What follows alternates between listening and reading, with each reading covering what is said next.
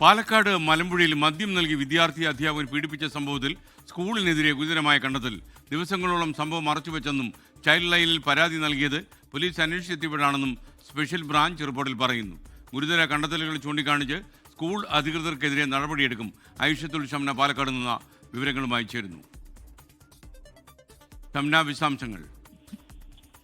November 29 കുട്ടി പീഡനത്തിന് ഇരയാകുന്നത്. ഈ കലോത്സവത്തിൽ മികച്ച വിജയം നേടിയതിന് സമ്മാനം നൽകാമെന്ന് പറഞ്ഞാണ് അധ്യാപകൻ ഈ കുട്ടിയെ തന്റെ വാടക വീട്ടിലേക്ക് സ്കൂട്ടറിൽ കയറ്റി കൊണ്ടുപോകുന്നത്. അതിനുശേഷം കുട്ടിയെ നിർബന്ധിച്ച് മദ്യം കഴിപ്പിച്ചതിന് ശേഷം കുട്ടി അതിക്രൂരമായി ലൈംഗിക അതിക്രമം നടത്തുകയായിരുന്നു.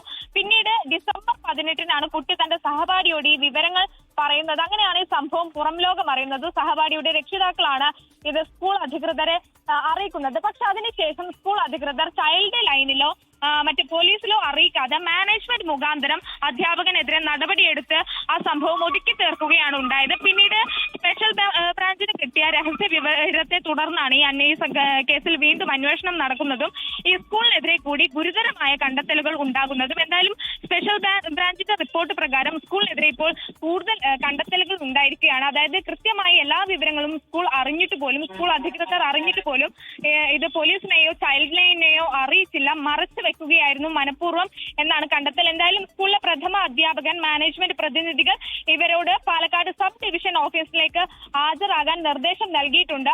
വിശദമായ ചോദ്യം ചെയ്യലിന് ശേഷം തുടർ നടപടി ഉണ്ടാകുമെന്ന് കൂടി അന്വേഷണ സംഘം വ്യക്തമാക്കിയിട്ടുണ്ട്. എന്തായാലും ഈ സ്പെഷ്യൽ ബ്രാഞ്ച് റിപ്പോർട്ട് പ്രകാരം ഇന്നലെയാണ് മലമ്പുഴ പോലീസ് കേസെടുത്ത് ഈ പ്രതിയെ, അധ്യാപകനെ ഇന്നലെ അറസ്റ്റ് ചെയ്തിരുന്നു. ഒപ്പം മജിസ്ട്രേറ്റിന് മുമ്പിൽ ഹാജരാക്കി റിമാൻഡ് ചെയ്തിട്ടുണ്ട്. കൊല്ലങ്കോട്ടെ വീട്ടിലെത്തിയായിരുന്നു ഇയാളെ പോലീസ് പിടികൂടിയത്.